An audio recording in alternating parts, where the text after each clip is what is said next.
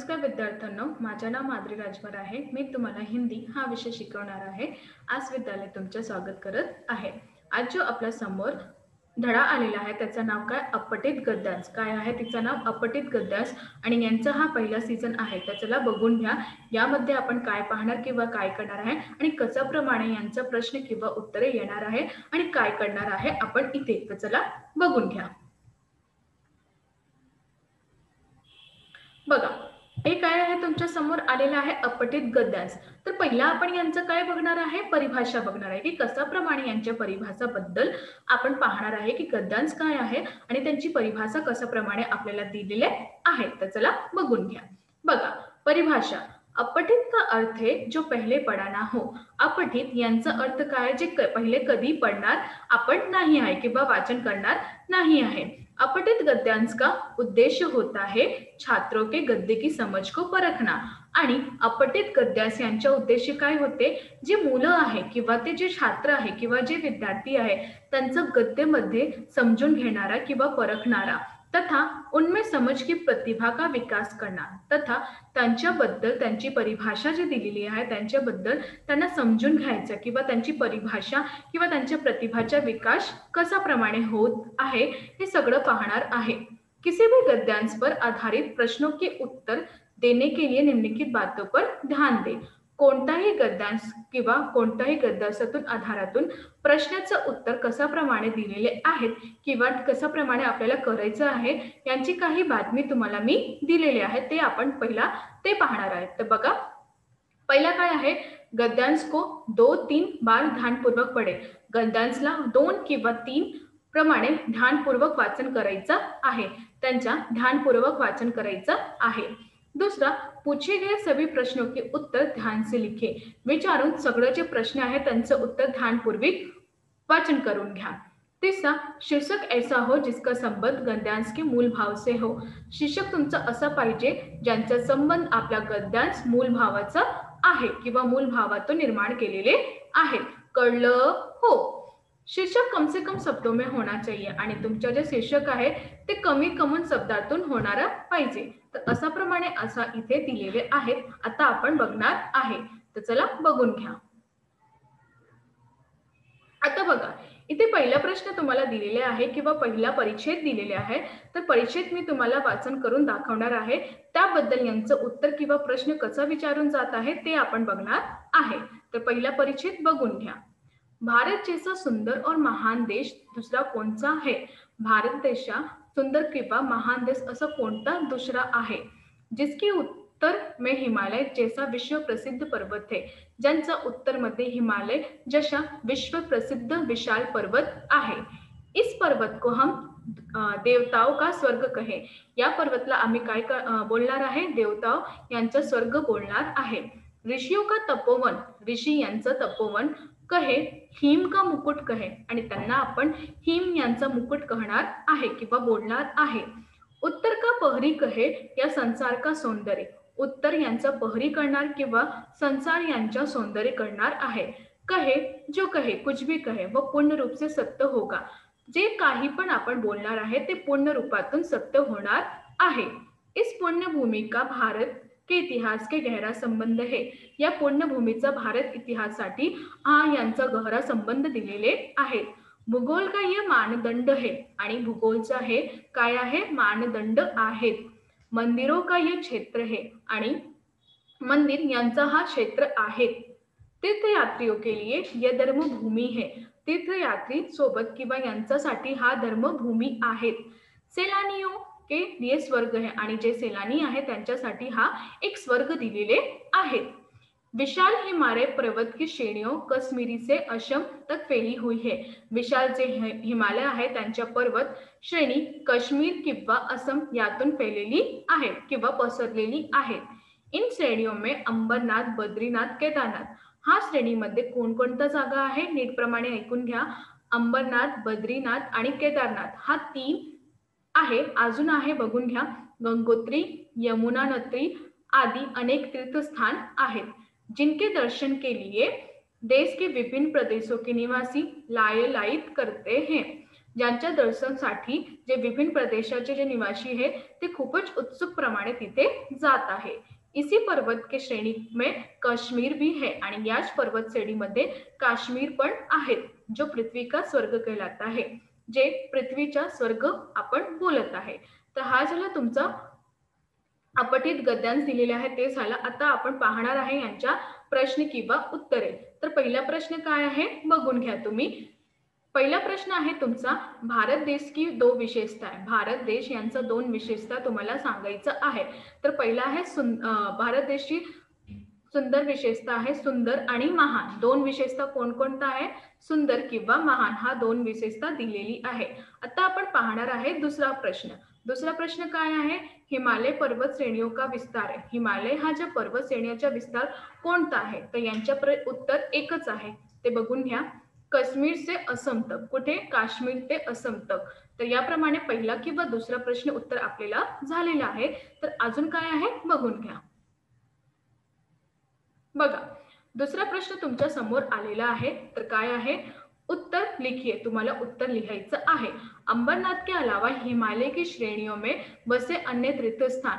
अंबरनाथ यांचा अलावा हिमालयाची श्रेणी आहे त्यातून बसलेला अन्य तीर्थस्थान ते कोणकोणतं आहे, नीटप्रमाणे ऐकून घ्या। 4 आहे त्यांचं उत्तर, गंगोत्री, यमुनोत्री, केदारनाथ आणि बद्रीनाथ। कोणकोणतं आहे, गंगोत्री, यमुनोत्री, केदारनाथ आणि बद्रीनाथ, हा 4 दिलेले आहे। आता आपण शब्द संपदा पाहणार आहे, तर नीटप्रमाणे ऐकून घ्या। समानार्थी शब्द लिखिए, आपल्याला पहिला समानार्थी शब्द लिहायचा आहे। तर पहिला काय, प्रसिद्धी आणि प्राकृतिक। प्रसिद्धीचा अर्थ आहे विख्यात आणि प्राकृतिक अर्थ आहे नैसर्गिक। तर याप्रमाणे यांचे उत्तर असंही दिलेले जात आहे। आता आपण पाहणार आहे विरुद्धार्थी शब्द। काय पाहणार आहे, विरुद्धार्थी शब्द पाहणार आहे। तर पहिला आहे पवित्र, ज्यांचं उत्तर आहे अपवित्र, धर्म आणि यांचं उत्तर आहे अधर्म। तर अशा प्रमाणे इथे जे समानार्थी आणि विरुद्धार्थी शब्द दिलेले आहे तर अशा प्रमाणेही दिलेले आहेत। कळलं की नाही, हो। आता आपण पाहणार आहे अभिव्यक्ती। अभिव्यक्ती म्हणजे काय, स्वमत पाहणार आहे। बघा, पहिला, हमारा प्यारा देश विषय पर अपने विचार लिखले। आमच्या प्यारा देश जे आहे त्याबद्दल त्या विषयी पर आपला विचार लिहायचा आहे। तर चला बघून घ्या। शायद ही ऐसे लोग होंगे जिसे अपने देश से प्यार ना होगा। कोणी असं आहेत का ज्यांना आपल्या देशावर प्रेम नाही, असं नाही आहे। हमारे देश विश्व को प्राचीनतम सांस्कृतिक देश है। आमचा जो देश आहे ते विश्वातून प्राचीनतम किंवा सांस्कृतिक वाला देश आहे। हमारी संस्कृति को सबसे महत्वपूर्ण तत्व है। आमची जे संस्कृती आहे त्यांच्या सर्वश्रेष्ठ महत्वपूर्ण तत्व आहे। अनेकता में एकता, प्रेम, भाईचारा, सत्य, अहिंसा, मानवता, आदर आणि गुणे हमें हमारी संस्कृती ने दिया है। इथे काय म्हणाले आहे, अनेकता म्हणजे एकता, प्रेम, भाईचारा, सत्य, अहिंसा, मानवता, आदर, हा सगळं जे गुण आमची संस्कृतीमध्ये आहे। हमारी भाषा विश्व की सबसे प्राचीनतम भाषा है। आमची जे भाषा आहे ते विश्वातील सगळं श्रेष्ठ प्राचीनतम भारत भाषा आहे। हिमालय पर्वत भारत की शान आहे आणि जे हिमालयात आहे ते पर्वत भारताची शान आहे। गंगा नदी भारत की सबसे बड़ी नदी है। गंगा हा जो नदी आहे ते भारताची सर्वश्रेष्ठ मोठी नदी आहे। विज्ञान एवं तकनीक में हमने ढेर सारी प्रगति कर ली। विज्ञान किंवा तकनीक मध्ये आम्ही खूपच प्रगती केलेली आहे। विश्व की महान शक्ती के रूप में उभर रहे आणि त्यासाठी आपण विश्वाची महान शक्तीसाठी उभरत आहे। कळलं की नाही, हो। तर चला अजून काय आहे बघून घ्या। आता पहिला तर आपला झालेला आहे। आता आपण पाहणार आहे दुसरा, तर नीटप्रमाणे ऐकून घ्या। सूचना के अनुसार निम्नलिखित परिच्छेदों को पढ़ के पूर्ण कीजिए। तर बघा, स्वस्थ शरीर वाला मनुष्य इस संसार के सभी प्रकार के सुखों का भोग करता है। ज्याचे शरीर स्वस्थ होता त्या सभी प्रकारच्या सुख भोगतात तथा सुखमय जीवन बिता सकता है, कारण ते सुखमय जीवन व्यतीत करू शकता। स्वस्थ शरीर के लिए पौष्टिक भोजन तथा व्यायाम दोनों की अत्यावश्यक है। आपल्या स्वस्थ शरीरासाठी आपल्याला भोजन किंवा व्यायाम हा सगळं अति आवश्यक आहे। व्यायाम करने के लिए सही ढंग होता है, इसे करते समय सदा कुछ सावधानियां बतानी चाहिए। व्यायाम करण्याबद्दल आपल्याला सर्वश्रेष्ठ काही सावधानी बरतनी पाहिजे। पहली सावधानी यह है कि आयु, समय व शरीर की क्षमता के अनुसार व्यायाम करना चाहिए। तुमची वय किंवा वेळानुसार किंवा शरीराबद्दल हा जी क्षमता आहे त्यांच्याबद्दल ही तुम्ही व्यायाम करू शकता। दूसरी सावधानी ये है कि सही व्यायाम का चुनाव करना चाहिए। आणि दुसरी सावधानी काय, आपल्याला सही व्यायामची सावधानी करायचं आहे। व्यायाम की उचित मात्रा निश्चित करनी चाहिए। व्यायाम यांची उचित मात्रा आपल्याला निश्चित करायचं आहे। तीसरी सावधानी ये है कि शुद्ध वायु प्रकाश वाले खुले स्थान पर व्यायाम करना चाहिए। आपल्याला शुद्ध सावधानी किंवा शुद्ध वायु या जगहही आपल्याला व्यायाम करायचा आहे। व्यायाम के तुरंत बाद स्नान नहीं करना चाहिए। व्यायाम करण्याबद्दल तुम्हाला स्नान नहीं करायचं आहे। व्यायाम के अनेक लाभ है, त्यांचे अनेक लाभ है। इससे शरीर को शुद्ध रक्त संचार होता है, भोजन ठीक से पचता है, शरीर पुष्ट बनता है, थकान का अनुभव कम होता है, मस्तिष्क में स्वस्थ भरता है। तर याबद्दल आपल्याला व्यायाम करण्याच्या हा बातमी आहे। कळलं हो? तर यांचा पहिला प्रश्न बघून घ्या। चला, स्वस्थ शरीर के लिए इनकी आवश्यकता है। स्वस्थ शरीरासाठी यांची आवश्यकता आहे। कोणती? पौष्टिक भोजन आणि व्यायाम दोन आहे। पौष्टिक भोजन आणि व्यायाम। दुसरा आहे तुमचा व्यायाम करते समय सावधानी। जेव्हा आपण व्यायाम करते त्याबद्दल तुम्हाला कोणती सावधानी हवे? तर आहे आयु, समय व शरीर की क्षमता के अनुसार व्यायाम। आयु, समय किंवा शरीर बद्दल क्षमता जी आहे त्यांच्यात तुम्ही व्यायाम करू शकता। कळलं हो? तर चला अजून काय आहे बघून घ्या। बघा, आकलन कृती उत्तर लिखे। तुम्हाला उत्तर लिहायचं। व्यायाम के लाभ, व्यायाम यांचा लाभ कोणता आहे? चार आहे बघू। शरीर के शुद्ध रक्त संचार होना, शरीर यासाठी शुद्ध रक्त संचार व्हायचा।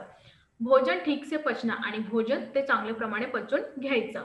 तीसरा, शरीर को पुष्ट बन जाता है, शरीरचा हा पुष्ट बनून जात आहे। चौथा, मस्तिष्क का स्वस्थ रहना, आणि मस्तिष्क यांच्या स्वस्थ राहणं।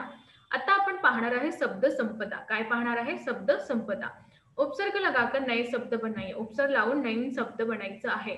स्वस्थ म्हणजे अस्वस्थ, तर स्वस्थचं काय होणार?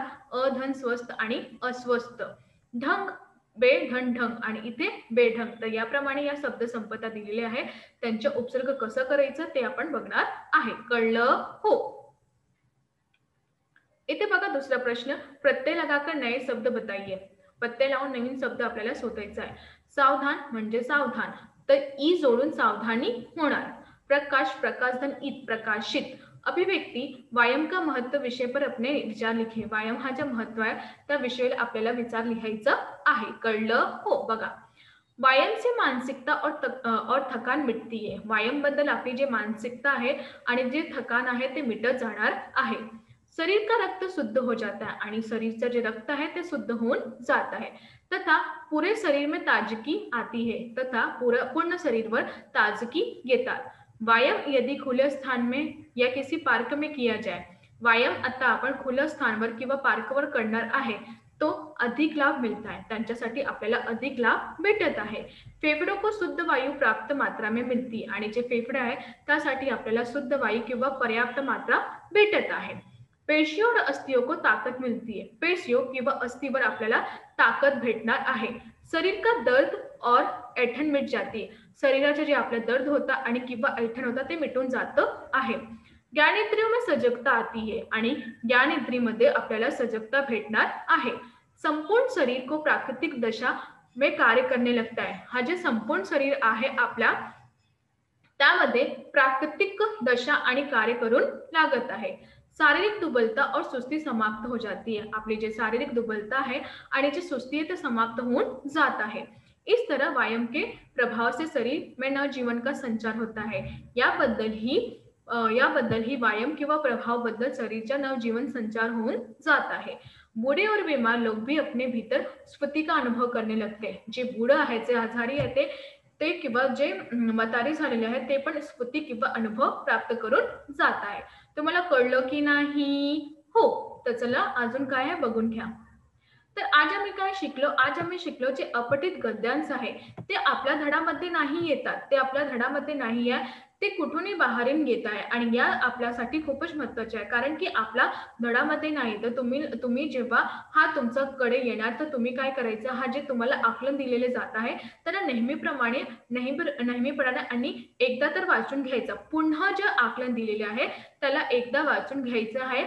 जेव्हा तुम्ही वाचणार तेव्हा तुम्हाला त्यांचे प्रश्न समजणार आणि त्यांचं उत्तर शोधण्याचा खूपच आसानीप्रमाणे तुम्ही शोधू शकतो। तर याप्रमाणे मी तुम्हाला सांगणार आहे की जे तुम्हाला आकलन भेटणार आहे अपठित गद्यांबद्दल ते तुम्ही एकरूप विचारून घ्या आणि पुन्हा त्यांना वाचन करून घ्या।